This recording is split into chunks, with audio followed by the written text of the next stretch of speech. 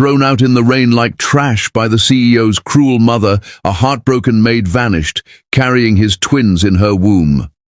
6 years later, fate drags her back into the same mansion. But this time, she's no servant. She's the woman who'll make them all kneel for what they did to her. Tell me, where are you tuning in from today? I love knowing where my amazing audience is listening from around the world. Before we begin, make sure you hit that subscribe button, give this video a big thumbs up, and stay with me till the very end, because this story will touch your heart and keep you hooked till the last word. All right, grab your headphones, settle in, and let's dive straight into today's story.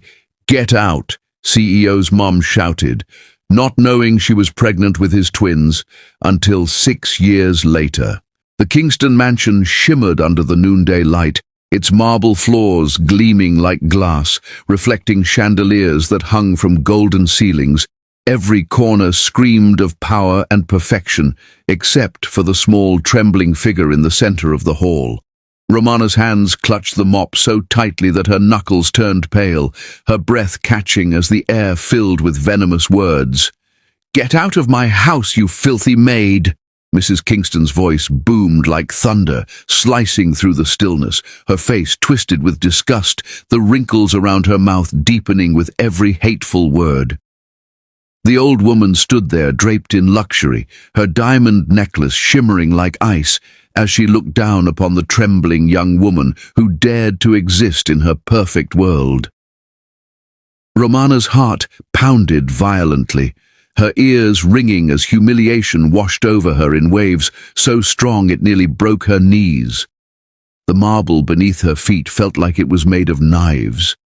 Each glare from the servants who peeked from the corners burned her like silent judgment. Her vision blurred, not from the shine of the chandeliers, but from the hot tears that refused to stay hidden. Mrs. Kingston's voice carried on, cruel and commanding. "I warned you to know your place, but you dared to touch what doesn't belong to you." Her words dripped with venom, and Romana's chest tightened as the truth she could never reveal throbbed inside her. The old woman had no idea that her son, her precious, perfect heir, had been the one who had sought Romana out that fateful night. The night that changed everything. Romana's lips parted, wanting to speak, to explain, but fear chained her tongue. Her heart screamed words her mouth couldn't form. "It wasn't like that. I didn't mean for it to happen." But Mrs. Kingston wasn't listening. She never listened. To her, Romana was nothing but dirt under her shoes. "I should have known you'd bring shame to this house," the woman hissed. "Pack your things. I never want to see your face again." Her voice echoed through the grand hallway, bouncing off the marble columns, louder than Romana's pounding heart. The mansion suddenly felt colder, emptier, as if it had rejected her entirely. Romana's trembling hands clutched her ragged apron, trying to keep her composure. Her chest heaved, and her eyes fell to the floor, but her mind was somewhere else, back in the quiet shadows of the guest wing 6 weeks ago, when Martin Kingston had stumbled into the servants' quarters, his eyes glassy from wine, but gentle in their gaze. That night, he wasn't the arrogant heir. He had whispered her name like it meant something. His touch had been soft, uncertain, human. And now, standing before his mother's fury, Romana's stomach twisted at the thought of the secret she carried, the proof of that night living quietly beneath her heart. Mrs. Kingston's hand shot out suddenly, grabbing Romana's arm, yanking her toward the door. "Out!" she shouted again, her rings cutting into Romana's skin. The humiliation seared deeper than pain. The servants averted their eyes, pretending not to see, as if her suffering were contagious. The sound of the heavy oak door opening echoed like a sentence passed. Romana stumbled forward, clutching the edge of her shawl, her tears mixing with the first drops of rain that began to fall outside. The grey sky mirrored her heart, heavy, threatening to break open. As the door slammed behind her, the echo lingered, cruel and final. The world outside was cold and merciless. Thunder rolled in the distance, and lightning flashed, illuminating the driveway where she had once walked in with dreams of stability, maybe even love. Now she stood barefoot on the cold stone steps, the rain soaking through her thin uniform, her hair plastered to her cheeks. She looked up at the massive mansion, the place that had been her prison, her hope, her heartbreak, and whispered through trembling lips, "You can throw me out, but you can't break me." Her voice was weak, but inside her chest, something fierce began to stir.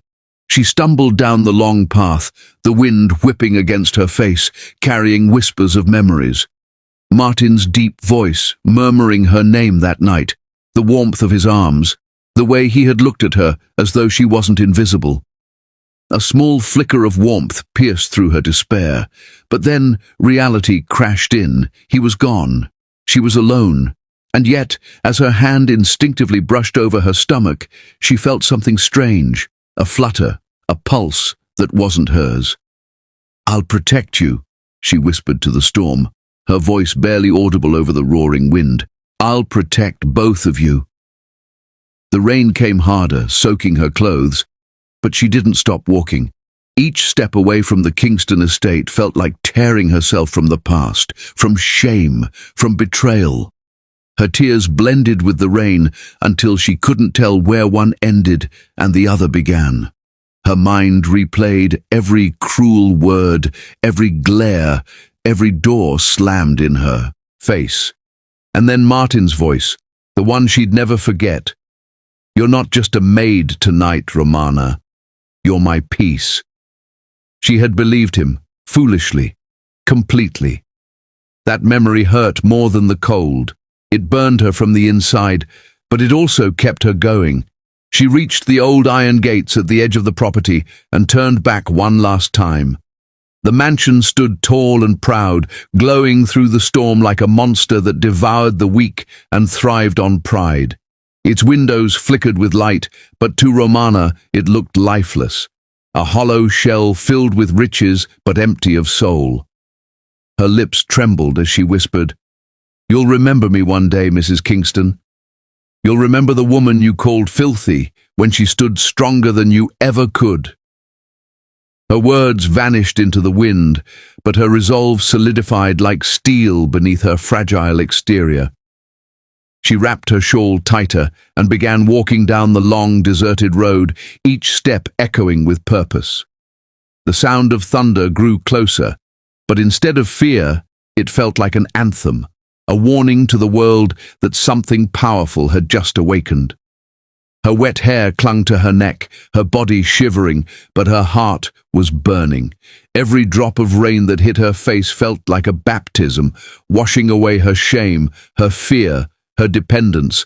The mansion lights behind her dimmed into distant specks like dying stars. She found shelter beneath a bus stop canopy, her breath coming in shaky sobs as she pressed her hand against her stomach again.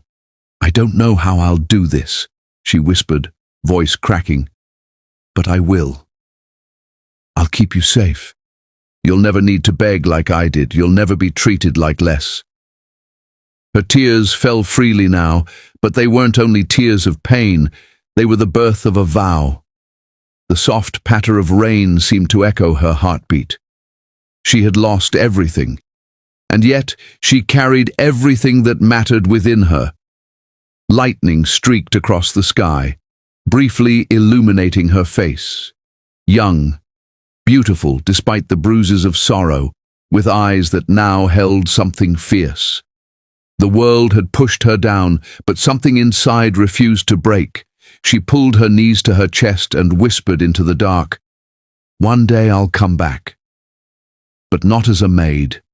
I'll return with power, and you'll see me again, not to serve you, but to stand above everything you tried to destroy." The words felt foreign, yet powerful on her tongue, almost prophetic. As the rain softened, she rose again, wrapping her soaked shawl tighter, her silhouette framed against the grey morning light. Her steps were slower now, but sure. The cold bit at her, but the fire within burned brighter. Somewhere in the distance, a car horn blared, a dog barked, and life went on, uncaring. But for Romana, everything had changed. Her heart carried two tiny heartbeats now, silent promises of a future she couldn't yet imagine, but already loved with her entire soul. She took one last look at the horizon and whispered to the storm, "You can throw me out, but you'll never erase me." Her voice, soft yet steady, was swallowed by the wind, but it carried the weight of destiny. Her pain had been planted like a seed that would one day grow into power. The wind howled louder, the thunder rolled again, and the screen of the storm became her curtain call, one life ending, another beginning. As she disappeared into the rain-soaked night, the world seemed to hold its breath. The mansion stood silent, unaware that it had just lost the woman who would one day bring its walls to their knees. Far away, in the warmth of the mansion's study, Martin Kingston stirred in his sleep, a strange unease in his chest, as if his soul sensed what his mind couldn't remember. The woman walking away from his world tonight carried his future in her womb. And somewhere in the darkness, Romana whispered again, "You'll see me rise." The storm had long passed, but its memory lingered in Romana's veins. The night she walked away from the Kingston Mansion became the night she learned how to live without belonging anywhere. The wind that had once howled around her now whispered like an old friend, reminding her that survival wasn't about strength, it was about refusing to stay broken. The world didn't open its arms for her, it turned its back. But she faced it anyway, with nothing but courage stitched into her heart and two tiny lives growing quietly within her. 6 years slipped by like pages in a worn diary, each one soaked in tears, sweat, and small triumphs no one celebrated but her. She remembered every winter night she went hungry so her sons could eat, every morning she woke before dawn to scrub the floors of strangers, her hands raw but her spirit unyielding. The city was cruel to women like her, single, forgotten, nameless. But she didn't need pity. She needed progress. She built her life brick by invisible brick, learning to turn every insult into motivation, every scar into armor. The Romana of 6 years ago had been fragile, soft-spoken, too kind for a world that feasted on kindness. The Romana, now staring back at her reflection in the cracked bathroom mirror, had eyes that glowed with quiet power. The curve of her lips no longer trembled. It smiled with knowing patience. She tied her dark hair into a loose bun, adjusted the collar of her plain uniform, and took a deep breath before waking the two little miracles who had given her every reason to fight. "Leo, Jack, wake up! Sunshine's waiting," she whispered softly, her voice filled with warmth. The small, cozy room came to life as two sleepy faces peeked from under a blanket, identical smiles spreading across their faces. Leo yawned dramatically while Jack giggled, his little hand reaching for his mother's cheek. They had Martin's eyes, that deep hazel that shimmered with light whenever they laughed, and every time Romana looked at them, she felt her heart twist between love and heartbreak. They were the living proof of a night she could never forget yet never speak about. Breakfast was simple, oatmeal and milk, but in their tiny apartment, it tasted like victory. "Mama, are we rich yet?" Leo asked, his spoon clinking against the bowl. Romana laughed softly, ruffling his hair. "We're rich in love, baby, and that's better." Jack chimed in, "But love doesn't buy new shoes." His tone was innocent, and she smiled, hiding the sting his words caused. Her boys deserved more comfort, more safety, more than the world had given her. But she knew this. They'd never feel unloved. After dropping them off at school, she hurried to her second job at a local diner. The bell above the door jingled as she entered, tying her apron and greeting her co-workers with her usual smile, the one that hid exhaustion like a mask. "Romana, double shift again?" the manager asked, glancing at her with pity. "Bills don't pay themselves," she replied, picking up the tray. The aroma of coffee and pancakes filled the air, and she moved through the chaos gracefully, a quiet storm of efficiency and charm. Customers adored her kindness, never guessing the battle scars beneath her calm exterior. When night fell, she worked on her small dream, a candle-making business she ran from her kitchen. Each candle she poured carried a piece of her resilience, the soft scents filling the apartment with hope. Slowly, customers began to notice her craftsmanship. Orders trickled in, then doubled, then spread by word of mouth. "You make magic, Mama," Jack told her one evening, his eyes wide as he watched her pour wax into molds. Romana smiled, her heart swelling. "No, sweetheart. I just make light out of darkness." Those words became her secret mantra, and with that light, she built something real, her very own catering company. It began small, serving at birthdays and small corporate lunches, but her dedication and flavor turned heads. Her dishes carried not just spices, but stories, love, and pride. "One day," she whispered to herself as she packed her supplies into a borrowed van, "I'll cook for people who once thought I was beneath them." The dream didn't come from revenge. It came from dignity, from wanting her sons to see their mother as more than a survivor. One afternoon, as she waited outside the school gates, Leo ran toward her, waving his report card proudly. "Mama, I got first place in science," he exclaimed. Jack followed close behind, holding a drawing of their little family under a bright sun. Romana crouched down, hugging them tightly. Their laughter filled the air, echoing through her soul like music. In moments like these, she realized how far she'd come, from a drenched girl on a cold night to a mother who built a home from love and willpower. Yet sometimes when she tucked them in, she'd stare at their faces in the dim lamplight and feel an ache she couldn't silence. Would Martin recognize them if he saw them? Would he even remember her name? After they slept, she often sat by the window, the city's lights flickering like distant stars, and thought about the past she never escaped. Her hand would drift toward the drawer beside her bed, a drawer that held one envelope, yellowed and heavy with truth.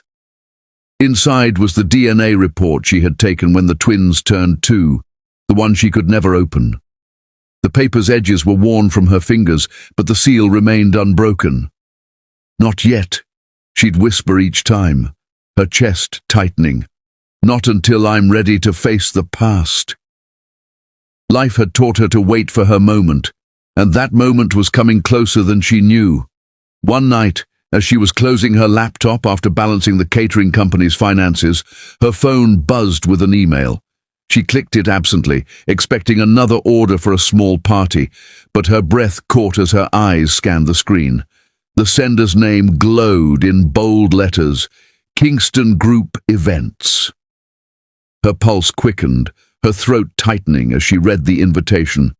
"We are pleased to invite Romana's culinary creations to cater the Kingston Foundation Charity Gala." The words blurred as tears filled her eyes. Fate had finally come knocking. Her hands trembled as she clutched the phone, disbelief flooding her. The same mansion that had thrown her out was now requesting her presence, not as a servant, but as a business owner. The irony was almost too much to bear. She laughed softly, a sound half joy, half nerves. "Is this how destiny works?" she whispered, her reflection shimmering in the window pane. The city lights blinked back at her like knowing eyes. A part of her wanted to decline, to stay hidden from the ghosts of her past. But another part, the fire that had carried her this far, refused to back down. She looked over at her sleeping boys, their small bodies curled under the blanket, and felt her purpose return. "You'll see where your mama came from," she murmured, brushing a curl from Leo's forehead. "You'll see what strength looks like." The candle on her nightstand flickered, its flame bending but not breaking, just like her.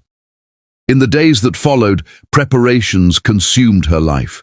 She stayed up late, designing menus, testing recipes, and ironing uniforms for her small team. Her employees adored her, a leader who treated them like family. "This is our biggest event yet," her assistant Mira said one morning, eyes wide with excitement.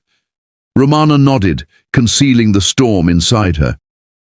"Yes," she said softly, "the biggest, and the most personal." Each night before bed, she found herself glancing at that drawer again. The envelope seemed to whisper her name, daring her to open it. One night, curiosity almost won. She held the letter between trembling fingers, feeling its weight, the truth inside pressing against her conscience. But then she saw her boy's drawings on the wall, two smiling stick figures beside her own, and she put it back. "The truth can wait," she said, a bittersweet smile forming. "Right now, I have to show the world who Romana really is." The morning of the event arrived like a sunrise after a long winter. Romana stood before the mirror, her catering uniform crisp and neat, her hair tied back elegantly. She looked powerful. Not the maid who had once scrubbed those same floors, but a woman reborn through struggle. As she zipped her bag and gathered her team, her heart beat faster, not out of fear, but out of destiny. She could almost hear the echo of Mrs. Kingston's cruel command, "Get out of my house, you filthy maid," and she smiled faintly. "Oh, I'm coming back," she whispered, "but not as a maid, as the woman who will change everything." As she locked the door behind her, her son's laughter echoed faintly through the apartment, unaware that their mother was about to walk into the same mansion that had shaped their fate before they were even born. The catering van's headlights sliced through the night as Romana's eyes reflected a mix of fear and fire. The Kingston name had once broken her, but now it would witness her rise. At the Kingston Mansion, preparations for the grand gala glittered under chandeliers, and somewhere deep inside, Mrs. Kingston's intuition prickled. Something was coming. As Romana's van pulled up before the massive iron gates of the Kingston estate, her breath hitched. The very gates that had closed behind her 6 years ago were opening again. This time, for her. 3. The night air was crisp, carrying a hint of winter as the catering van rolled to a stop before the towering iron gates of the Kingston estate. Romana's fingers tightened around the steering wheel, her pulse racing faster than it had in years. The gates loomed before her like the very jaws of fate, black, elegant, and unforgiving. She could still remember the sound they made when they had closed behind her 6 years ago, sealing her exile. Tonight they were opening again, their slow creak echoing through the night like the turning of destiny's gears. Her sons sat quietly in the back seat, their innocent faces filled with curiosity, unaware that the mansion ahead was not just another client's house, it was the place where their mother's heart had once shattered. "Wow, Mama," Jack whispered, pressing his tiny hands against the window. "It's like a castle." Leo's eyes widened as the golden lights of the mansion flickered through the trees. "Do rich people really live like this every day?" Romana smiled faintly, though her chest ached. "Some do," she said softly, "but not all of them are happy." Her words hung heavy in the silence as the van rolled over the familiar stone driveway. The mansion came into full view, tall, grand, untouchable. It looked exactly as it had that night she was thrown out, except now she saw it differently. It wasn't home. It was history. As the van came to a stop, her catering team began unloading trays and equipment, their chatter filling the air with nervous excitement. "Romana, this place is incredible," Mira whispered, her assistant's eyes wide with admiration. Romana forced a calm smile, concealing the storm inside her. "Focus on the service," she reminded gently. "We're not guests here. We're professionals." But inside, her heart beat in two rhythms, one for the woman she had become, and one for the girl who had once cried in this driveway under the rain. She helped her boys out of the van, smoothing their tiny suits and straightening their ties. "Stay close to me," she whispered. "No running off, all right?" Leo nodded eagerly, while Jack grinned. "Are we going to meet fancy people?" Romana chuckled softly. "Maybe," she said. "Just remember to smile." She looked at them for a moment longer, her heart swelling with pride. They were her everything, her proof that love could grow even from pain. As she approached the grand front doors, her heels clicked against the marble like a steady drumbeat of courage. Each step felt heavy, layered with memory, the same steps she had once been pushed down, the same threshold she had crossed in humiliation. But tonight she wasn't a maid carrying a mop. She was a businesswoman leading her team. Her uniform was replaced by a tailored black dress and pearl earrings, her posture unyielding. The woman who once served now stood to be served respect. Inside, the mansion gleamed under golden chandeliers, its air perfumed with wealth and ego. Familiar portraits lined the walls, Kingstons of generations past, staring down with the same cold arrogance she remembered. The marble floor reflected her figure as she entered, her reflection stronger than the shadow that had once trembled there. For a fleeting second, she could almost see her younger self in that reflection, the girl holding a mop, her eyes red from tears, and she whispered under her breath, "You made it." "Excuse me," called a voice from behind. Romana turned to see a housekeeper approach, a new one, young and polite. "Are you the catering head?" Romana nodded, her tone firm but kind. "Yes, Romana Hayes, owner of Culinary Creations." The woman blinked, surprised. "Owner?" "Oh," the event coordinator said, "your food's reputation is exceptional." Romana offered a professional smile. "Let's hope it lives up to the mansion's standards," she replied, though her eyes carried a deeper meaning. As she walked toward the ballroom, a strange stillness filled her chest. The last time she had stood here, she had been crying. Tonight she carried her own success in her hands, yet her heart whispered, "Someone in this house still remembers you." The event was in full swing, crystal glasses clinking, laughter echoing, expensive perfume floating through the air. Guests in suits and gowns mingled, oblivious to the storm quietly brewing near the buffet table. Romana moved through the room gracefully, directing her staff, ensuring every detail was perfect. Yet she couldn't ignore the faint tremor in her hands. Every sound, every face reminded her of ghosts she had buried 6 years ago. And then she saw her, Mrs. Kingston. Standing across the ballroom, regal and composed, dressed in silver silk and diamonds, the matriarch of the family turned, and her eyes froze. Her face drained of color, the blood retreating from her cheeks as if she'd seen a spirit rise from the grave. The glass of champagne in her hand trembled. For a brief moment, neither woman moved. The noise of the gala faded into silence, replaced by the sound of memory. "Get out of my house, you filthy maid!" echoing in both their minds. Romana straightened her shoulders, calm yet fierce. She had imagined this moment 1,000 times, but living it felt surreal. The older woman took a hesitant step forward, her lips parting. "You?" she breathed, voice cracking under disbelief. You're still alive." Romana's expression didn't waver. "Alive," she said quietly, "and thriving." Mrs. Kingston's eyes darted to the catering logo on the staff's uniforms, Romana's name embroidered elegantly. "You," she repeated, her voice trembling between fury and shock. "You own this." Romana's lips curved into a cool smile, the kind that carried years of silent victory. "Didn't expect your maid to own the business, did you?"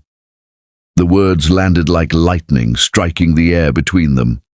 Mrs. Kingston stumbled back slightly, her composure cracking. For the first time, the woman who once stood above Romana now looked smaller, uncertain, human, And for the first time, Romana didn't feel anger. She felt power. But before Mrs. Kingston could respond, a voice from behind interrupted. Deep, smooth, commanding. "Mother, what's going on?" The sound froze Romana mid-breath. That voice. It rolled through her like a forgotten melody that once made her heart race. Slowly she turned. There he was, Martin Kingston. He stood at the edge of the ballroom, tall and devastatingly handsome in a tailored black suit. His dark hair swept back, his eyes as sharp and unreadable as ever. 6 years had only refined him. The boyish charm replaced by the authority of a man who owned every room he walked into. But beneath the polished exterior, something flickered when his gaze found her. Their eyes met. The noise of the party disappeared. The lights dimmed. Time itself seemed to hold its breath. Romana's heart pounded so loudly she could barely hear anything else. His eyes widened with confusion, first curiosity, then disbelief, as recognition began to dawn. "Romana," he murmured, her name escaping his lips like a ghost he thought he'd buried. Her throat tightened. The sound of his voice, after all these years, was like fire meeting ice, familiar, dangerous, irresistible. She wanted to hate him. She wanted to run. But she stood her ground, forcing her heart to obey her will. "Mr. Kingston," she greeted, her tone calm, professional, guarded. He took a slow step closer, his brows furrowing. You're the head caterer."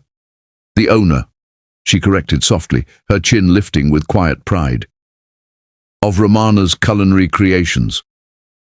The air thickened between them, charged with everything unspoken. Mrs. Kingston shifted uncomfortably, her eyes darting between them, realizing with dread that her past cruelty might now be her undoing. The faintest trace of emotion flickered in Martin's eyes. Confusion, maybe admiration, maybe something deeper. But before he could speak, 2 small voices cut through the tension. "Mama!" Romana turned instantly, her composure softening as her twins ran toward her, their little suits slightly rumpled from playing near the dessert table. Leo clutched her hand, while Jack peeked curiously at the elegant man standing beside Mrs. Kingston. "Mama, who's that?" Martin's gaze dropped to the boys, and in that instant, everything inside him shifted. His breath caught, his mind froze, his heartbeat stuttered. 2 sets of hazel eyes stared back at him. His eyes, 2 identical smiles, his smile. The world seemed to tilt on its axis as realization began to dawn. He took an involuntary step closer, his face pale as the truth hit him like a thunderclap. The chandeliers above flickered as if sensing the storm about to break. The guests around them continued to laugh and sip champagne, oblivious to the silent chaos unraveling in the corner of the room. Romana's lips pressed together, her eyes holding his. She didn't speak. She didn't need to. The resemblance was undeniable, the truth too powerful to hide. The air between them crackled like lightning before a storm. Martin's voice came out low, trembling, barely above a whisper. Who are they?" Romana's hand tightened around her son's, her chin lifted, her voice steady, proud, unflinching. "Your sons." The words hung in the air, heavy and irreversible. Mrs. Kingston's face went white as porcelain, her champagne glass slipping from her trembling fingers and shattering on the marble floor. The sound echoed through the hall like a gunshot, silencing every laugh, every conversation.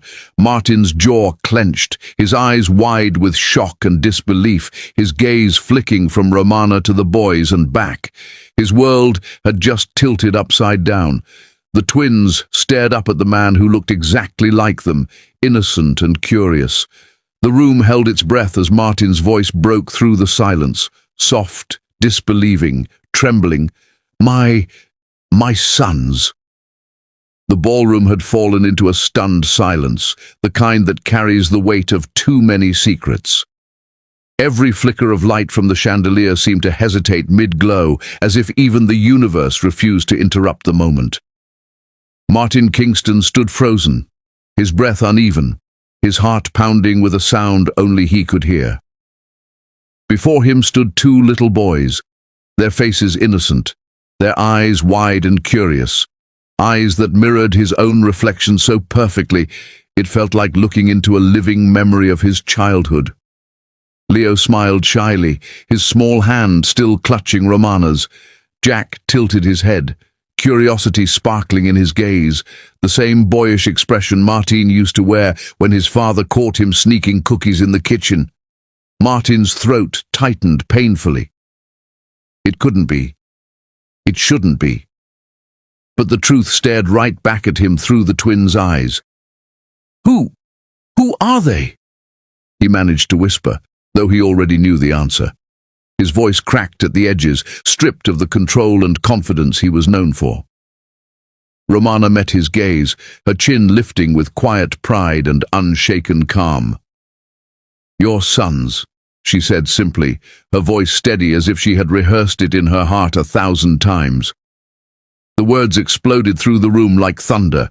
Gasps rippled among the guests, and the soft melody playing in the background stuttered into silence.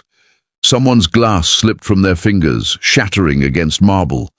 Mrs. Kingston's teacup fell and broke into porcelain pieces, the sound echoing through the stunned air like a final judgment. Martin's breath hitched as he stumbled back a step, eyes darting from Romana to the children and back again, searching for something, proof, denial, anything that could make this not true. But the twins only blinked up at him, their expressions open, innocent, unknowing. They didn't understand that they had just ripped open 6 years of buried secrets. That's impossible, Martin whispered, shaking his head. It can't be. Romana's voice cut through the tension, calm but sharp. It's not impossible, Martin. It's the truth. She reached into her clutch and pulled out a single white folder, the same one that had lived in her drawer for years, the one she had promised herself she would use only when she was strong enough to face the consequences. Her fingers trembled only slightly as she held it out to him. You want proof? She said softly. You deserve to see it. Martin stared at the folder as if it were a ticking bomb. Slowly, almost mechanically, he took it from her hands. The moment his fingers brushed hers, something electric passed between them. A memory, a ghost of warmth, the echo of a night neither of them could forget. His chest tightened, breath coming shallow as he opened the folder. The sound of paper rustling filled the silent ballroom, every eye fixed on him as he began to read. Each second stretched endlessly, the tension so sharp it could cut glass.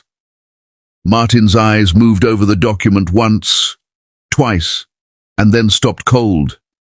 The color drained from his face. His grip on the folder faltered. The DNA test results glared back at him, unrelenting, scientific, undeniable.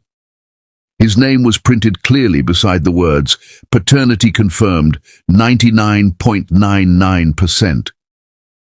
For a moment he couldn't move, couldn't speak.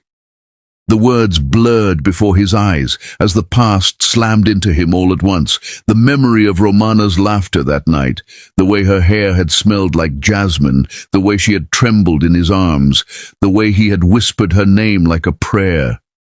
He had been drunk, yes, but not blind. He had felt something that night, something he had buried and forced himself to forget when his mother's lies had come between them. A flash of that night filled his mind, her tears glistening under moonlight, his hand brushing them away, his whispered promise, "You're safe with me, Romana." And now, looking at her, he realized he had broken that promise without even knowing it. Martin lifted his gaze slowly, his eyes glassy with disbelief and something deeper, regret. "Romana," he breathed, his voice trembling as if the word itself hurt. "Why didn't you tell me?" The question sliced through the silence, raw and aching. Romana's heart thudded painfully, but her expression didn't falter. "Would you have believed me?" she asked quietly. "6 years ago, your mother threw me out like I was dirt. You never came. You never asked." He flinched. The truth landed harder than any accusation. "I didn't know," he whispered. "I swear I didn't. Mother told me you left on your own, that you stole from the house." Romana's lips twitched into a bitter, humorless smile. "Of course she did. It was easier to believe her than to ask me, wasn't it?" The crowd began to murmur softly, their whispers snaking through the tension like smoke. Some recognized her name from the catering company's rising fame. Others remembered the scandal from years ago, the maid who disappeared overnight. Now the truth stood in front of them, undeniable and poetic. Mrs. Kingston's voice suddenly cut through the air, trembling with fury. "This is absurd," she snapped. "You're trying to trap my son again, aren't you? How dare you bring this circus into my home?" Romana turned to face her, her expression sharp but composed. "I didn't come here to expose anyone," she said firmly. "I came here to do my job." Fate decided the rest. Martin's gaze never left the twins. They stood close to their mother, holding onto her skirt, confused but calm. Leo tilted his head, his small voice breaking the heavy silence. "Mama, is that man angry with us?" Romana knelt down, cupping his cheek gently. "No, sweetheart," she said softly. "He's just surprised." Her voice wavered only slightly, but Martin heard the strain. Jack blinked up at him, curiosity replacing fear. "You look like us," he said with a grin. The innocence in his tone shattered the last of Martin's composure. His eyes burned as he knelt to meet them at eye level, his voice hoarse. "You have my eyes," he whispered. Romana's breath hitched as she watched him reach out, hesitant, trembling, his fingers brushing through Jack's hair as if to confirm that this was real, that these boys weren't ghosts from some cruel dream. Mrs. Kingston took a sharp step forward, her face pale with panic. "Martin, stop this nonsense. She's manipulating you." But Martin didn't move. His voice was low, but firm. "Mother, stop." The authority in his tone made the room fall silent again. He looked up at Romana, eyes glistening. "All this time, all these years, and I never knew." Romana stood tall, her eyes shimmering but resolute. "You were never meant to," she said softly. "I didn't want your pity. I just wanted peace." He shook his head slowly, almost in disbelief. "Peace? You think I could ever have peace, knowing I missed their first steps, their first words?" His voice cracked, pain raw in every syllable. The twins looked between them, sensing the storm beneath the calm. Leo tugged at Romana's hand. "Mama," he whispered, "why is everyone staring at us?" Romana forced a smile, her voice barely steady. "Because, darling," she said, brushing a lock of hair from his forehead, "you just changed a lot of things tonight." The ballroom's energy shifted again, heavy with emotion. Martin rose slowly to his feet, his jaw tightening with determination. The businessman, the son, the man who had built an empire out of logic and order, was now face to face with the one thing he couldn't control, his heart. He turned toward his mother, his tone sharp, commanding. "You lied to me." Mrs. Kingston froze. I protected you." "No," he said, his voice trembling but firm. "You destroyed the one thing that could have made me happy." His words struck like thunder, echoing through the hall. Guests turned away, pretending not to watch, but no one could look elsewhere. Romana stood quietly, her eyes glistening, torn between vindication and pain. She hadn't come for revenge, yet fate had delivered it anyway. Martin looked back at her, his voice breaking once more. "Romana, I would have found you. I would have been there." She shook her head gently. "Maybe. But sometimes, love isn't enough to fight the walls people build around us." The air between them shimmered with tension and old affection, the kind that never truly dies. Martin took a hesitant step closer. his eyes filled with 1,000 unspoken apologies. "Let me try now," he whispered, voice rough with emotion. Romana's breath caught, torn between the fire in his words and the years of silence that separated them. The twins looked up at both parents, their innocent eyes the bridge between past and future. The chandelier light flickered softly as Martin's lips parted, trembling with the question that would decide everything. "Romana, why didn't you tell me?" And just like that, the world around them held its breath again. The silence that followed Martin's trembling question seemed to burn through the walls of the grand ballroom. Every chandelier crystal caught the flicker of emotion in his eyes, reflecting a storm he could no longer contain. Romana stood rooted in place, her heart pounding against her ribs like it wanted to escape the pain she had buried for years. Tears welled in her eyes, but her voice, strong, controlled, almost regal, did not waver. "Tell you?" she repeated, her tone shaking not from weakness, but from years of suppressed fire. "Tell you, after your mother threw me out like trash? After I begged for a chance to explain and she slammed the door in my face?" Her words hit him like blades, slicing through the fog of disbelief that still lingered around him. Every syllable carried the weight of nights she had cried herself to sleep, clutching the small hands of her newborns, wondering how love could turn so cruel so quickly. Martin's face twisted in agony, his composure fracturing as the truth tore at his carefully built world. He looked toward his mother, once the symbol of everything stable, everything untouchable, and now she looked small, fragile, guilty. "Mother." His voice cracked, the word barely more than a whisper, yet filled with disbelief. "Is that true?" The guests, still frozen, turned toward Mrs. Kingston. The woman who had commanded fear and respect for decades stood pale under the scrutiny, her fingers tightening around her pearls. "I did what I had to do," she murmured. But her tone lacked its usual steel. The cracks in her mask were showing. Martin took a step closer, his anger simmering beneath grief. "What you had to do," he repeated, the disbelief in his voice cutting through the heavy air. "You lied to me. You destroyed her life, our life, because of your pride." Mrs. Kingston's lips trembled, the first sign of weakness anyone had ever seen in her. "She was a maid, Martin. A maid who dared to love my son. I had to protect our name." Romana flinched, but lifted her chin proudly, her eyes glistening with both sorrow and defiance. "You mean you had to protect your control," she said sharply. "You didn't care who you hurt, as long as your world stayed perfect." Her voice echoed through the hall, and for the first time, the crowd seemed to side with her. The guests, once whispering in scandal, now watched in uneasy silence, their judgment shifting from her to the woman who had orchestrated everything. Martin's jaw tightened, and for the first time in his life, he saw his mother not as a figure of authority, but as the architect of his greatest loss. "You didn't protect me," he said, voice low and trembling. "You made sure I would never know happiness." Mrs. Kingston's eyes glistened, but pride kept her silent. Martin turned back to Romana, the guilt in his eyes raw and unfiltered.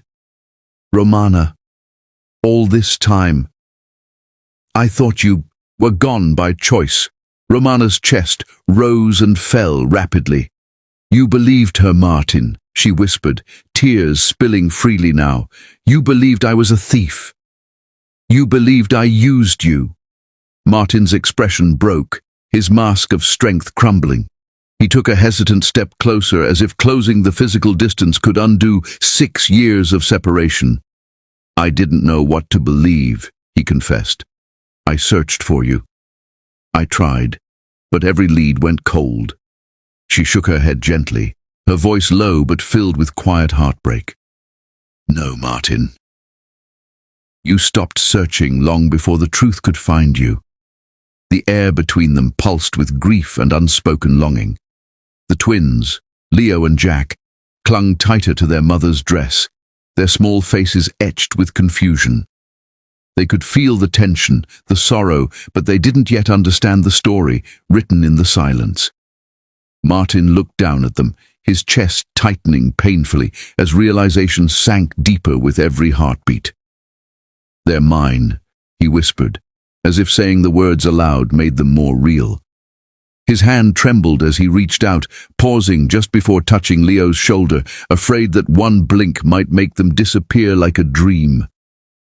Leo's small hand reached forward, curling instinctively around Martin's finger. The contact broke something deep inside him. His heart, his pride, his guilt. A tear slipped down his cheek as Jack watched curiously, stepping closer to mimic his brother. "They're mine," Martin repeated, the words now heavier, deeper, sacred. "I missed 5 years of their lives." His voice cracked as he said it, and Romana turned away, unable to meet his eyes. "You missed more than that," she whispered. "You missed the nights they cried for a father they didn't know, the mornings they asked why other kids had 2 parents. You missed the birthdays I couldn't afford to celebrate properly."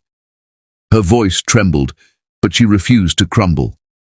"You missed their first words, Martin. Their first steps, their first smiles, and every single time they asked if you were coming home, I had to lie." The confession hung between them, thick and suffocating. The pain in her words pressed against his chest like a vice, crushing what little strength he had left. "Romana," he whispered, stepping forward. But she took a step back, her eyes swimming with tears. "Don't," she said softly. "Don't come closer. Not when your mother's lies still live in the space between us." Mrs. Kingston trembled, her defenses collapsing under the weight of her son's gaze.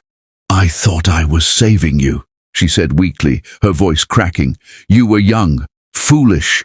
She was beneath you, beneath me," Martin snapped, anger sparking through his grief. "She was the only one who ever saw me for who I was. Not for my name, not for my money, but for me." He turned to Romana again, his eyes filled with remorse. "And I let her slip away." Romana's lips parted, the pain in her chest too sharp to contain. "You didn't just let me slip away," she whispered. "You let me fall, and you never looked back." The words shattered something inside him. He dropped to one knee before her, his pride gone, his voice breaking. "I can't change the past," he said, looking up at her through tear-filled eyes. "But let me make it right. Please." The twins watched him, their innocent gazes flickering between their mother and the man who suddenly looked both strong and broken. Leo reached for Romana's hand. "Mama, why is he crying?" he asked softly. Romana brushed her tears quickly, forcing a smile that didn't reach her eyes. "Because," she said gently, "sometimes grown-ups remember things too late." Martin's heart clenched at her words. "Not too late," he whispered, his voice hoarse. "I still have time, if you'll let me." Romana's breath caught. For the first time, his tone didn't sound like the confident CEO she once knew. It sounded like the man she fell in love with, stripped of everything but truth. The room seemed to fade around them, leaving only the weight of their shared past and the fragile hope of what might come next. Romana's hands trembled as she looked down at her sons, their tiny fingers clutching her dress. They were the living proof of a love story stolen by lies, yet standing here, face to face with the man who never knew, she could feel something long buried stirring inside her, a spark, faint but real. Martin reached forward slowly, his fingers brushing Leo's hair as if to memorize the texture. "I missed their first laugh," he said brokenly. "I missed tucking them in, reading to them, being their father.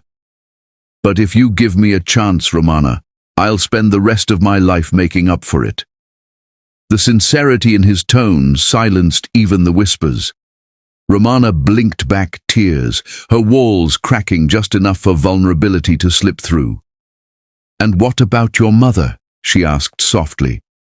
"What will you do when she forces you to choose again?" Martin turned sharply toward Mrs. Kingston, his expression unreadable. "This time," he said, voice low and final, "I choose them." The room gasped. Mrs. Kingston's eyes widened in disbelief. "You would throw away everything, your inheritance, your name, for her." "No," he said firmly, "I'm throwing away the lies that cost me everything I truly wanted." His gaze returned to Romana, his voice trembling but strong. "Let me make it right." The words lingered in the air, fragile yet powerful, as the chandelier light flickered above them. Romana's tears glistened like broken stars as she looked at him, at the man who had finally seen the truth too late, but maybe not late enough to change everything. The twins held onto her tightly, their little hearts sensing the shift in the air, and in that fragile silence between forgiveness and fury, love began to stir again. Martin's eyes, red and desperate, met hers one last time as he whispered, "Let me make it right." And somewhere deep inside her, a spark of the woman who once loved him began to flicker back to life. Romana stood at the edge of everything she had fought to protect, her heart, her peace, her pride, while the man who once broke it all apart now stood quietly before her, his eyes soft but burning with something fierce and real. The words, "Let me make it right," still echoed in her mind like a haunting melody, and though part of her wanted to believe him, another part of her whispered that she couldn't afford another heartbreak. The days that followed were a blur of hesitation and haunting memories, yet Martin didn't vanish this time. He didn't retreat behind the walls of his wealth or pride. Instead, he came back every single day. Each morning, just as the city stretched awake, his car would pull up near their modest apartment building, its engine purring softly in the dawn light. He never demanded entry. He just waited, sometimes with 2 cups of coffee and that uncertain smile that made her chest ache. Sometimes she ignored him, sometimes she accepted the coffee in silence, and sometimes she watched from the window, pretending not to care, but deep down, she did. One morning, Leo burst into the living room, his voice bright with excitement. "Mama! He's here again, the man with the funny tie." Romana's lips twitched despite herself, trying not to smile. She went to the window and saw Martin outside, holding a small box wrapped neatly in blue paper. Inside, as she later found out, were toy cars for the twins and a handwritten note that simply said, "For every birthday I missed." That simple gesture chipped away at her walls faster than any apology could. Slowly, without meaning to, she began to see not the CEO, not the man who broke her heart, but the father who had been robbed of his children and was now fighting desperately to earn his place in their lives. He came by after work, helping Leo fix his toy drone, teaching Jack to play chess, and once even cooking dinner for them in her tiny kitchen, an image so tender that it made her heart ache with dangerous warmth. The twins loved him instantly, their innocent laughter filling the apartment with a sound Romana hadn't heard in years. She wanted to resist it, to remind herself of the pain, but every time she saw Martin kneel beside their sons with genuine affection in his eyes, her resolve weakened. He wasn't the same man he used to be. He was gentler now, humbler, haunted by regret, yet driven by love. One evening, Romana found herself watching him from the kitchen doorway as he sat on the floor, letting the boys pile toy blocks on his head while he pretended to be a castle. Leo's giggle echoed like sunlight, and Jack's small hands tried to steady the tower. For a fleeting moment, she imagined what life might have been like if none of it had gone wrong, if the lies hadn't torn them apart. And for the first time in years, her heart dared to dream. Martin caught her watching and smiled, a slow, tender smile that made her breath hitch. "You're staring," he teased softly, and she turned away, cheeks flushed. "Don't flatter yourself," she said, but her voice lacked its usual bite. Over the following weeks, something shifted. The tension between them softened into familiarity, into laughter shared over burnt pancakes and playful arguments about bedtime. Martin had a natural way with the boys. His presence filled the small apartment with warmth that money could never buy, and yet Romana kept her guard up, even when her eyes betrayed her. One night, after putting the twins to bed, she found him standing by the window, staring out at the city lights. The rain outside painted streaks of silver down the glass, and his reflection looked tired, but peaceful. "You should go," she said quietly, wrapping her arms around herself. He turned, his eyes meeting hers with an honesty that disarmed her. "You know I can't," he said softly. "Every time I walk away, I feel like I'm leaving half my heart behind." Romana's breath caught, and for a long moment, neither of them moved. The only sound was the rain tapping against the window and the steady rhythm of her heartbeat echoing in her ears. He took a cautious step closer, his voice a low murmur. "I was drunk that night, Romana," he confessed, his tone heavy with regret. "But I remember every second. The way you looked at me like I was more than my name. The way your voice trembled when you said my name back. I never forgot the warmth I felt holding you." She closed her eyes, the memories rushing back with painful clarity, the flicker of candlelight, the way his laughter had melted her fears, the way she had believed, just for one night, that love could bridge worlds. "Martin," she whispered, her voice trembling, "you can't just come back and act like everything's fine." "I'm not acting," he said quietly, his hand lifting as if to touch her but stopping midway. "I'm trying. I can't undo the past, Romana, but I can be here now. Let me earn you back." Her heart pounded so hard she could barely breathe. Every word he spoke cracked the walls she'd spent years building. She wanted to scream, to tell him it was too late, but instead, all that came out was a broken whisper. "You don't get to just walk back into my life and make me feel again." His voice softened even more. "I'm not walking back in. I'm asking you to let me stay." The silence stretched between them like a held breath, full of everything they couldn't say. The rain outside grew heavier, the city fading into a blur of silver and light. Then he took that final step forward and gently brushed a strand of hair from her face. The touch was light, reverent, like he was afraid she'd vanish if he pressed too hard. "I'll spend every day proving that I'm not the man who hurt you," he murmured. Her pulse raced, her knees weak as his hand lingered against her cheek. "You don't have to forgive me yet," he whispered. "Just let me try." Romana's lips parted, words caught somewhere between resistance and longing. "Martin." His name came out like a sigh, a memory, a prayer. The air between them burned, heavy with desire and unspoken emotion. Her heart screamed at her to step back, to remember the pain, but her body leaned forward, betraying her. The soft glow of the streetlights framed them in a halo of gold, and for the first time in 6 years, the world felt still.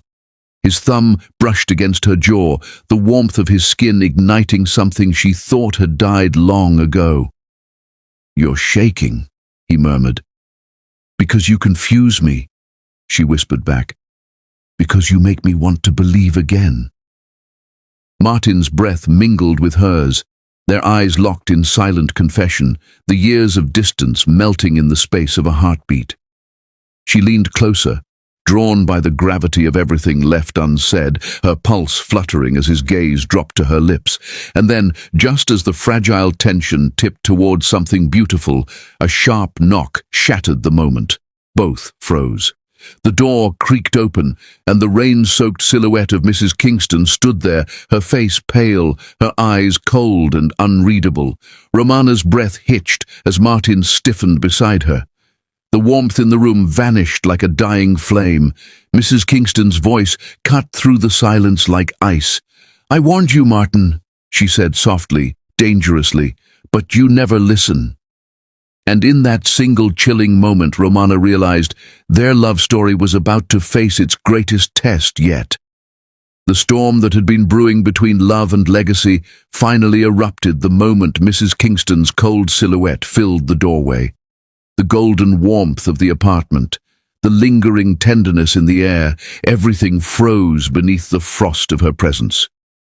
Rainwater dripped from her expensive coat, forming tiny puddles on the floor, yet she stood tall, her chin raised in aristocratic defiance. Her voice cracked through the silence like a whip. "You're destroying our family's name, Martin," she spat, eyes burning with disdain. "That woman doesn't belong with us." She never did. The venom in her tone made Romana's stomach twist, but before she could speak, Martin moved, swiftly, protectively, stepping in front of her like a shield. His entire posture screamed defiance, his jaw tight with the kind of fury only love could summon. "Enough," he said, his voice low but sharp as steel. "Mother, she's not that woman. She's Romana. She's the mother of my children. She's my future." His words hit like thunder. Mrs. Kingston blinked, taken aback by his tone, as though she was hearing her son's voice for the first time in years. Not the obedient heir she molded, but the man who had finally found his soul. Romana's breath caught as she watched him. The same man who once bowed to his mother's every demand, now standing tall, unyielding, and utterly hers in spirit. Mrs. Kingston's lips trembled, her face tightening into anger. "You've lost your mind," she hissed. "Do you know what this will cost you? The company, your reputation, everything your father built?"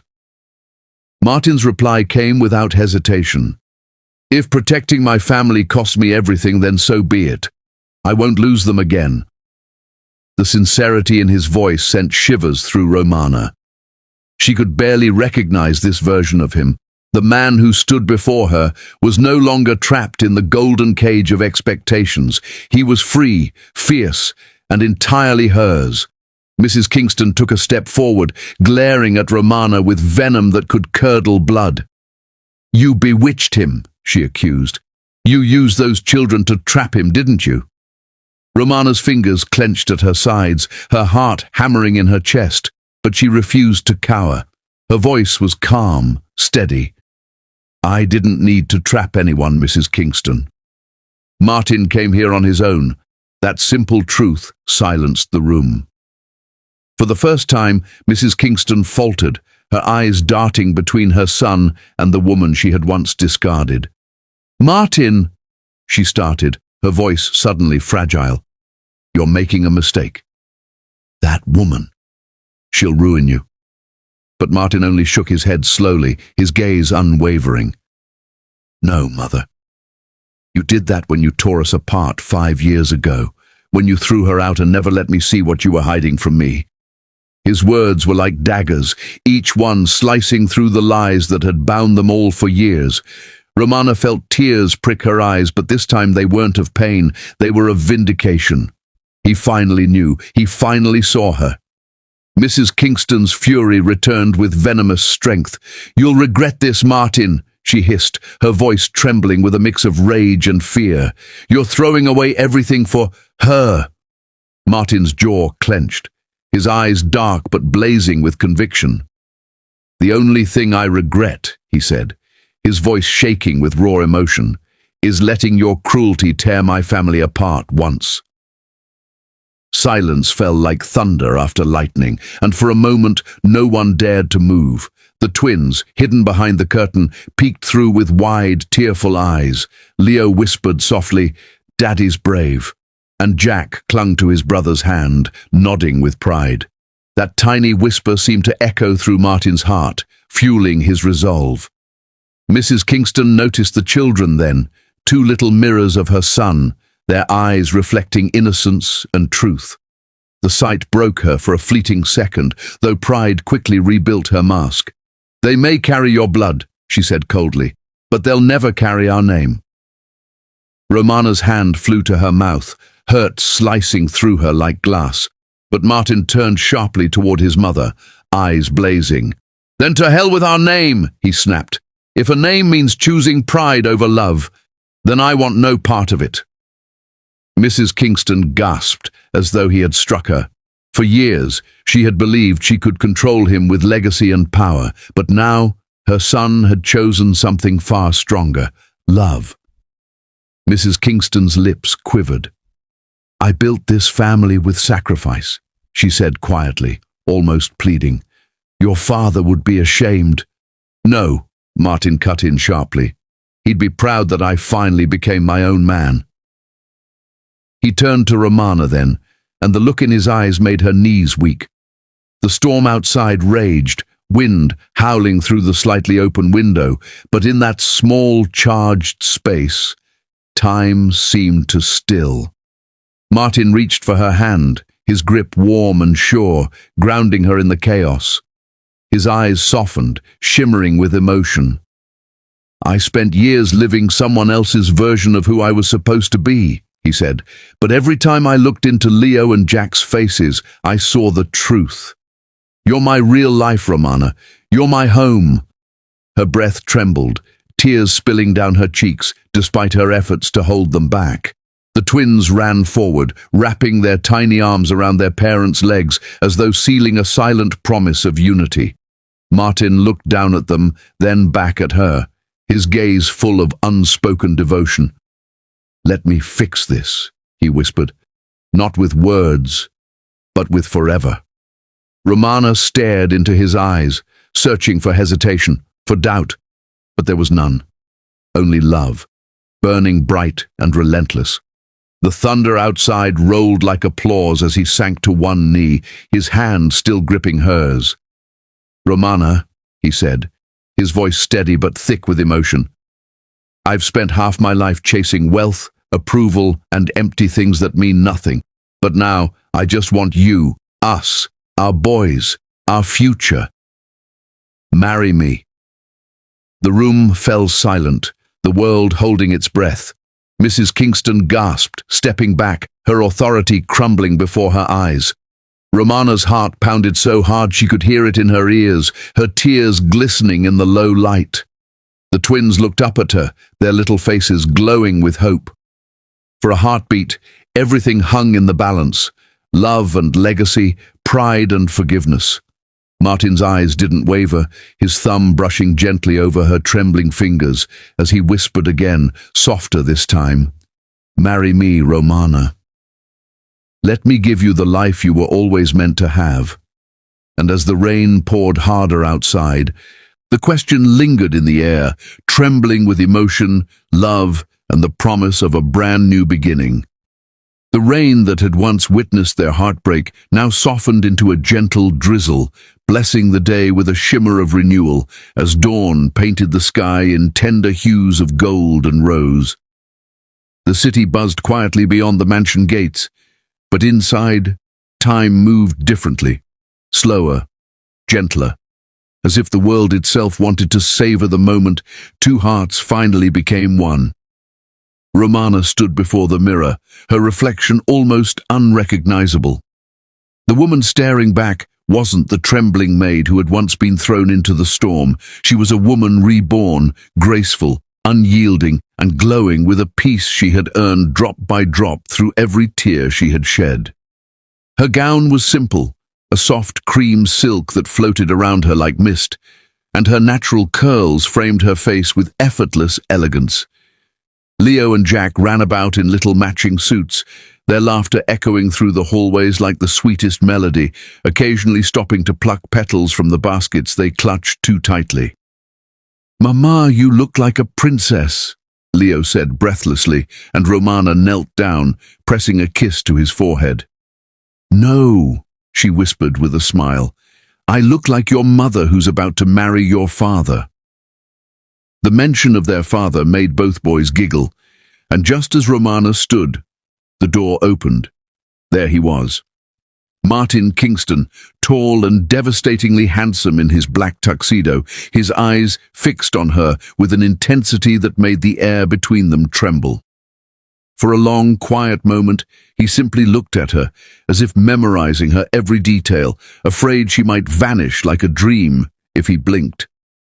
"You've always been my strength, Romana," he murmured, taking her hands gently, his lips brushing against her knuckles in reverence. "Even when I didn't deserve your love, you gave it to me in silence." Her eyes softened. "And even when I wanted to hate you, my heart wouldn't let me." He smiled, one of those rare, genuine smiles that reached his eyes. "Then let's never waste another second on hate." The ceremony was quiet, intimate, almost sacred.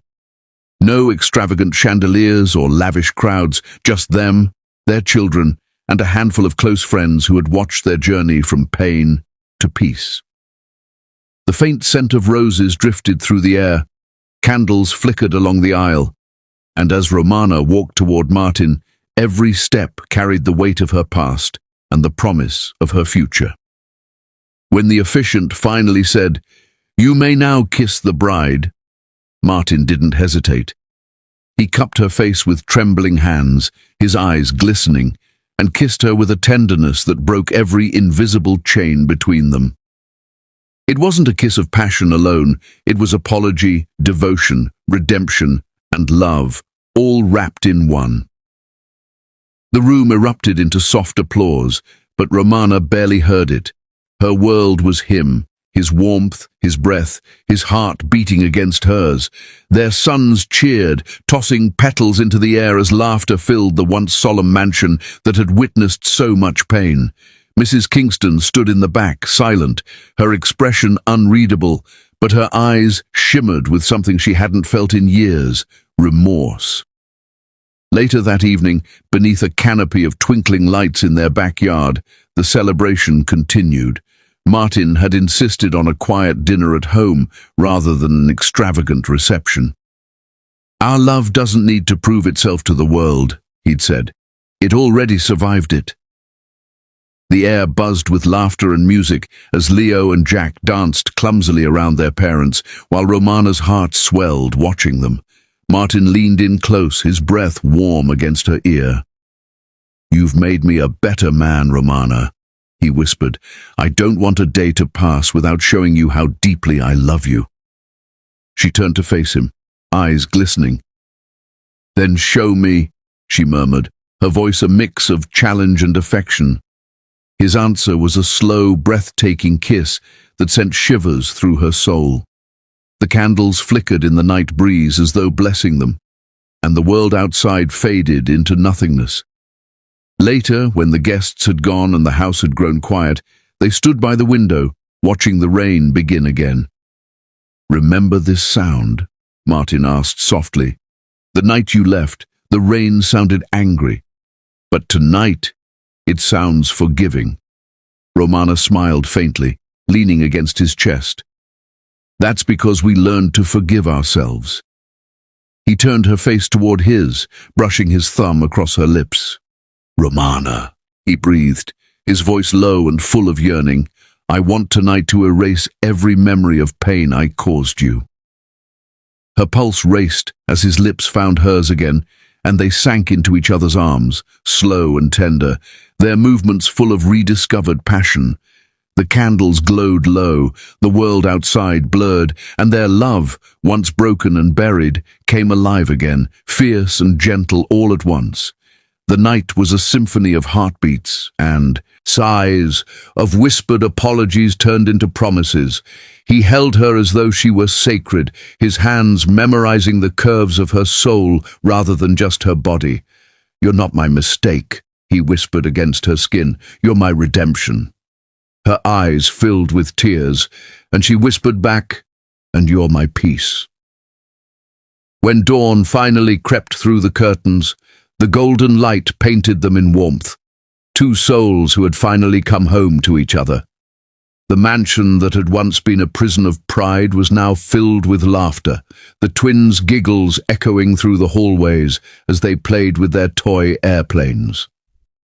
Romana stood in the doorway, a mug of coffee in her hand, watching Martin chase the boys around the room, his laughter unrestrained.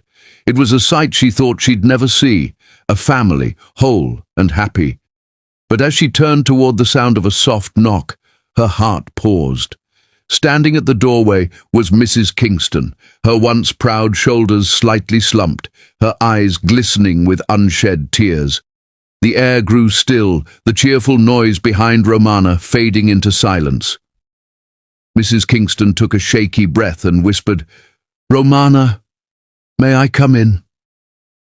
The words carried both years of guilt and the fragile hope of forgiveness. Romana stared, torn between the memories of cruelty and the faint spark of compassion rising in her chest. The woman who had thrown her into the storm now stood before her in surrender, and as Romana's fingers tightened around her mug, the world held its breath, waiting to see whether love would be strong enough to heal even this final wound. The air was still that morning, thick with the scent of coffee, rain, and something unspoken, a strange calm that followed years of chaos. The knock on the door still echoed faintly in Romana's ears as she opened it, her heartbeat uneven. Mrs. Kingston stood there, not as the proud matriarch of the Kingston Empire, but as an aging mother, fragile and stripped of the armor she had once worn like a crown. Her silk scarf was slightly misplaced, her once perfect posture softened by guilt, and her trembling fingers clutched the handle of her purse as if it were the only thing keeping her steady. Her voice cracked the silence. "Romana," she whispered, barely audible. "I was wrong. So terribly wrong." The words hung heavy in the doorway, shattering something invisible yet real. For a long, aching moment, Romana didn't move. Her mind replayed the cruel command that had once broken her. "Get out of my house, you filthy maid," and the rain-soaked night that had followed. The humiliation, the loneliness, the fear of raising 2 children on her own. All of it burned behind her eyes, but as she looked at the old woman trembling before her, she didn't see the tyrant anymore. She saw a mother who had lost her son's trust, a grandmother who had missed 6 precious years, a woman now shackled by her own remorse. Romana's lips parted, her voice soft but firm. "Why now?" Mrs. Kingston swallowed hard, tears glimmering in her eyes. "Because I saw it. I saw what love looks like when it's real." She took a hesitant step forward. "And I realized I've spent my life protecting our name instead of protecting my family." Behind Romana, the twins peeked from the living room, their laughter fading as they saw the stranger from their mother's stories, the grandmother they had never met. Mrs. Kingston's knees wobbled, and before Romana could stop her, she sank to the floor, kneeling before her grandsons with trembling grace. "Can you forgive me?" she whispered, her voice breaking. Leo hesitated for a moment, his young mind processing the weight of her words, and then he did something so pure it made Romana's heart ache. He reached forward and wrapped his tiny arms around her. "It's okay, Grandma," he said softly. Jack followed, his small hand patting hers gently. "Yeah, you can still come to our soccer game if you want." Mrs. Kingston's breath hitched, her tears falling freely now, and for the first time in years, the marble-hearted matriarch of the Kingston family wept not from pride, but from love. Martin appeared behind Romana, silent but watchful. His expression softened as he took in the scene. His mother on the floor, his children wrapped around her, and the woman he loved standing like the calm after a storm. He stepped forward, his voice low but steady. "Mother," he said quietly, "you don't have to kneel." Mrs. Kingston looked up, her mascara smudged, her lips trembling. "No, Martin," she said, shaking her head. "I do. It took me 6 years to understand what I destroyed, and it will take the rest of my life to make it right." Romana felt something shift inside her chest, an old pain unraveling, a piece of her heart finally letting go. She knelt too, meeting the older woman at eye level. "You hurt me," Romana whispered, her voice trembling but honest. But holding on to hate would only keep me trapped in the past. Her hand hesitated for just a heartbeat. Then she placed it gently over Mrs. Kingston's. So, yes, I forgive you. The room seemed to exhale with them, as if even the walls had been waiting for this moment.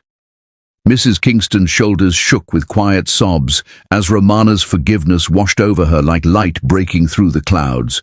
Martin closed his eyes briefly, relief flooding through him. The twins giggled softly, their innocence dissolving what remained of the tension. And just like that, what had once been a house divided by pride became a home woven together by love. Later that evening, as the rain began again outside, Martin stood by the fireplace with Romana in his arms, his voice low and full of awe. "You made me whole again," he whispered, pressing a kiss to her forehead. "You made all of us whole again." She smiled through tears, her gaze drifting to the twins, who were fast asleep on the couch, and then to the older woman sitting quietly nearby, dabbing at her eyes with a handkerchief. "No, Martin," she said softly. "Love did that." The flickering firelight bathed them in gold, turning the moment into something almost eternal. Martin tilted her chin up gently and kissed her, slow and tender, a kiss that sealed not just their love, but the healing of every broken piece between them. Mrs. Kingston turned her head, watching them with a bittersweet smile, the kind that comes when a heart too heavy for too long finally learns how to breathe again. "You were right, Romana," she whispered to herself. "Love is stronger than pride." Morning arrived quietly, with sunlight spilling through the wide windows of the Kingston Mansion. The same marble floors that had once echoed with cruel words now felt warm beneath Romana's feet as she walked hand in hand with Martin, their children running ahead, their laughter bouncing off the walls. The portraits that once sneered down now looked strangely gentle in the morning glow, as though the house itself had been reborn. In the kitchen, Mrs. Kingston was already preparing breakfast, humming softly to herself. The sight stunned Romana. It was almost surreal. "I thought I'd make pancakes," the older woman said with a small smile. "Leo said they're his favorite." Romana's eyes softened. "They are," she said. "Thank you." "No," Mrs. Kingston replied quietly, glancing toward her grandchildren. "Thank you for giving me a second chance." Romana turned toward Martin, who leaned casually against the counter, his tie slightly loosened, that boyish grin she loved playing at his lips. "See," he whispered, "even miracles like pancakes can happen in this house now." She laughed softly, the sound wrapping around the room like sunlight. That night, when the house fell quiet again, Romana stood on the balcony, gazing at the stars. Martin came up behind her, his arms wrapping around her waist as he whispered, "You know, 6 years ago, I thought I'd lost everything." She leaned back into his chest, her voice serene. "And now?" He smiled, kissing her temple. "Now, I've got everything I never knew I needed." She turned in his arms, her eyes glimmering. "You're not the only one who found a new beginning." They stood there together, the moonlight glinting off the wedding ring that symbolized everything they had endured: betrayal, pain, love, redemption. In that moment, Romana realized something profound. She was no longer defined by the night she was cast out, but by the love that brought her back. The mansion behind her was no longer a place of judgment. It was a home filled with laughter, forgiveness, and light. Her sons slept peacefully. Her husband's arms held her close, and even the woman who had once cursed her name now prayed for her happiness. The story that began in tears had ended in grace. The woman once thrown out returned as the heartbeat of the Kingston family, and this time no one could ever take her place again. And that, my dear listeners, was today's heart-melting story, a journey of love, pain, and redemption that proves true love always finds its way back. If this story touched your heart, don't forget to hit that like button, subscribe to Beyond Color Stories, and turn on the notification bell so you never miss another emotional roller coaster like this one. I'd love to hear from you. Where are you listening from, and what part of this story moved you the most? Drop your thoughts in the comments below. I read every single one of them. Thank you for spending your time with me today. Until the next story, stay kind, stay in love, and remember, every heart has a story worth telling. This is Beyond Color Stories, signing off with love.